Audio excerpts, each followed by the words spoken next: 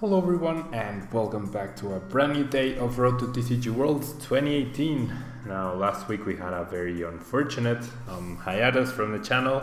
You guys probably saw my update video or you heard about the earthquake in Mexico City, so Pokemon was the last thing on my mind, but trying to get back on track. We do have Connecticut Regionals this weekend, which is the first standard regional in North America. We did have Bremen Regional in Germany a couple of weeks ago, so that gave us a small glimpse as to how lists are changing and how the metagame is evolving in this new standard format. And one of the decks we saw that had promise was Xerneas BREAK. Now, the Complexity team was the one piloting this deck. We saw come out Tamao Cameron and Joe Bernard from Omnipoke actually get top 32, and Tamao, I believe, got top 8. So yeah, the deck definitely seems solid.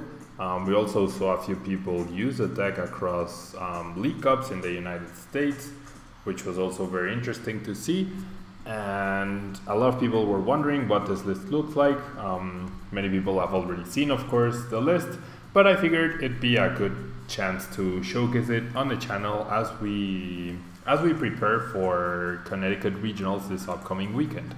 So the main idea behind the deck, as you can see, the Pokemon are really simple. We have 4 Xerneas with Geomancy, which allows you to choose 2 of your bench Pokemon, and for each one you get to attach a Fairy Energy to it, and then you get to evolve into Xerneas BREAK, which deals 20 damage times the amount of energy in play. So the first couple of turns are spent just using Geomancy and setting up the Xerneas BREAK.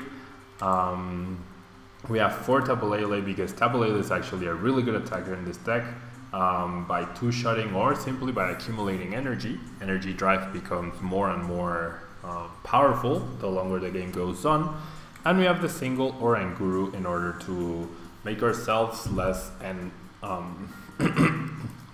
prone. Then we also have choice bands and double colorless energy to increase our damage output even further. We have experience sure to keep the energy we get into play in play, and we have 4 Max Elixir in order to accelerate our energy even more. Now we have the standard 4 Ultra Ball. We have a single Field Blower, a single Rescue Stretcher, and 2 Super Rod because getting back energy from knocked out Pokemon is pretty good. And then we have the 3 Fairy Garden because this gives us free retreat. And that way we never get an Oranguru trapped in the active spot. We can switch around the Xerneas BREAKs, which are a bit fragile. 150 HP is actually pretty low in this format. But the free retreat is always welcome. And then we have the supporter lineup, which is 4 Sycamore, 3 N, 3 Guzma, and 2 Brigette. 2 Brigette to make sure we never miss the turn 1 Brigette, or we miss it at the least amounts possible. And with 2 Brigette, 4 Ultra Ball, and 4 Tapu Lele, odds are you will get a way to find Brigette on that first turn.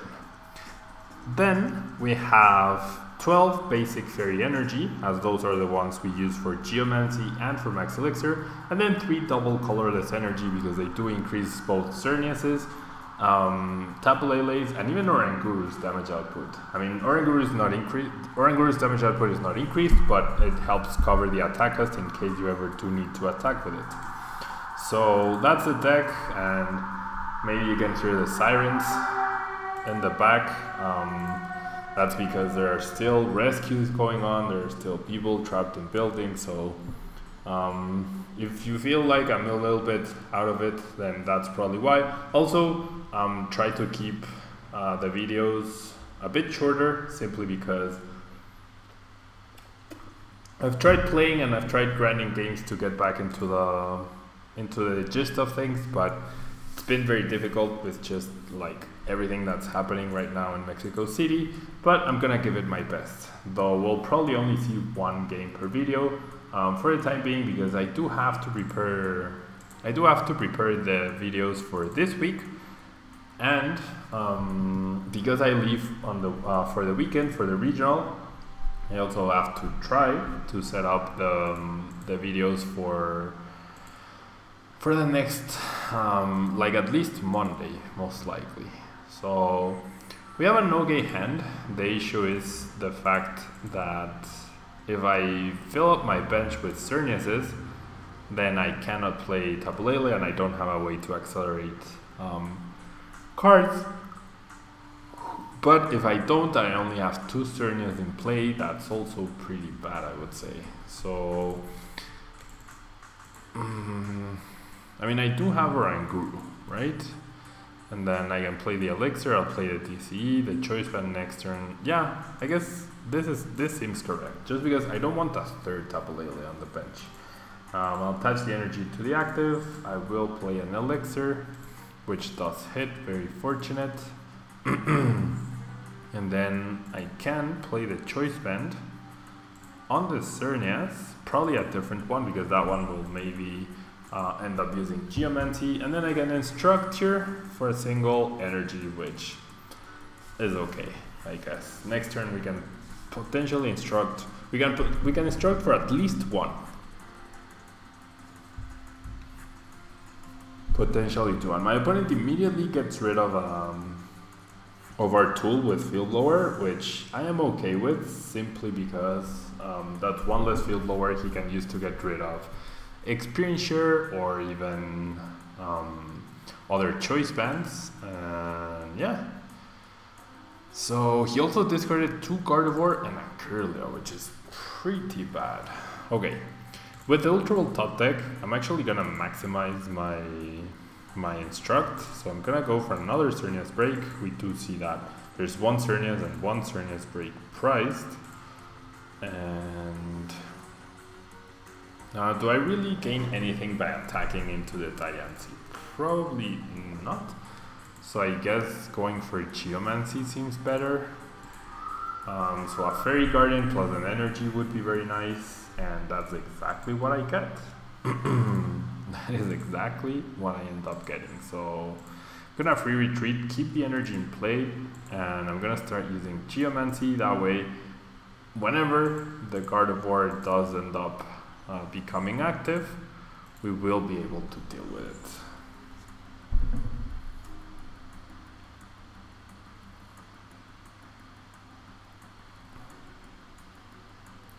Okay, so there's a rare candy Gardevoir. So 1, 2, 3, 4, 5, 6, 120. Yeah. So we're still a long way away from knocking out that Gardevoir.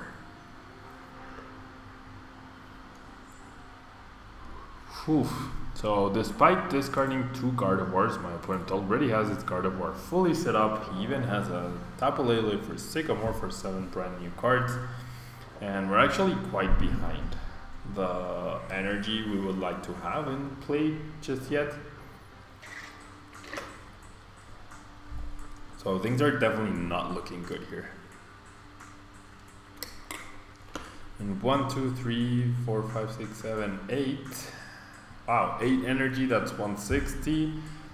Plus the choice band, that's 190 damage. So if my opponent, if I'm actually able to find another TCE, I could potentially knock out the Gardevoir GX with my own Tapu Lele.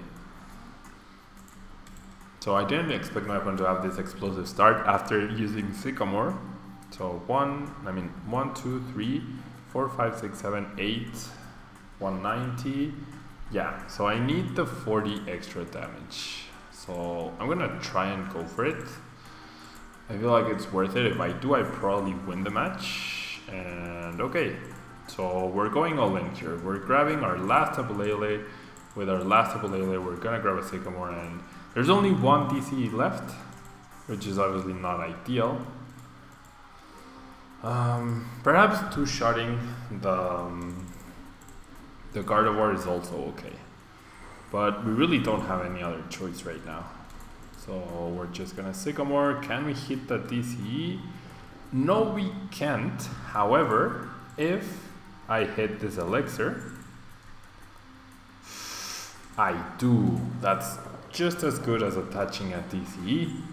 So we will actually be able to get a knockout here if my math doesn't lie to me. Yep, there we go. 230 damage, exactly When was the last time you saw a Tapu Lele knock out a Gardevoir GX? Okay, now we have the Guzma to actually keep applying pressure onto the routes. 1, 2, 3, 4, 5, 6, 7. So a choice band by my opponent actually knocks out our Tapu Lele back, which would be terrible for us. And there it is. Oh boy.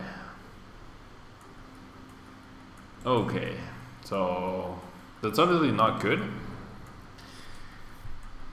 Obviously not good. We're losing 5 energy, so 100 total damage, and that's already 6 fairy energy in the discard pile. So yeah, that definitely did not go as planned. Now only 3 prize cards for my opponent. I'm gonna attach an experience shirt to a Lele. I'm gonna attach a DC to a Lele. I'm going to attach a choice band to the Xerneas, and I'm going to end. Before using instruct, I get another experience shirt, which is pretty cool. I will attach it to Oranguru, and with the rescue stretcher, I could get back Lele or Xerneas. I'll hold on to it. I'm gonna Geomancy for now. I'm gonna attach energy there, and I'm gonna attach energy there. That way I spread them out a little bit. And now we have 1, 2, 3, 4, 5, 6 energy plus the choice band, that's 150. So we are 1 energy away from knocking out the Tapu Lele.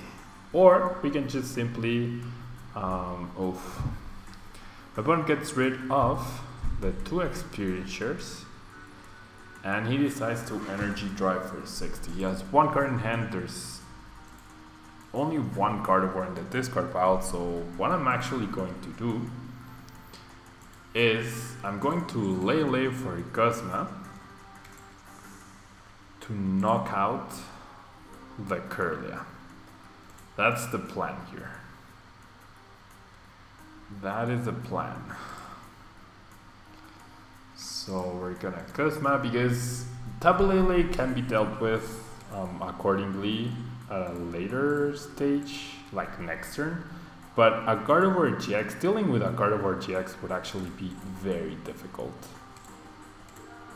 So we have no experience share, but we really shouldn't be losing any Pokemon at all from this point onwards. We get 2 extra cards, which are energy unulterable, and we're gonna live stream for more than enough damage, 140. So we actually also could have gotten the knockout on the Lele, but I really wanted to get rid of the Curlia. That's the bigger threat here. And that is by far the bigger threat. There we see an energy, we see an Oranguru. So if my opponent finds our vaults, we actually wouldn't be able to stop another Gardevoir pretty much, unless we had gotten a Guzma off of this, but my opponent decides to use Sparkling Wish. He's gonna check his deck, but neither Oranguru nor Tapu Lele can evolve.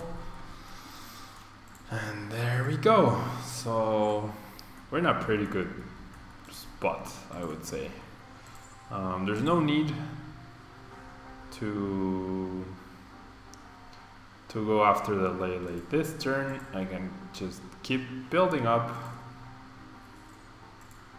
and I'm just going to discard everything that's not a Guzma, which is the cards we need right now. We have 6 cards left in the deck, 9 total, and 2 of them are Guzma, and that's all we need in order to win the next game, or the next turn.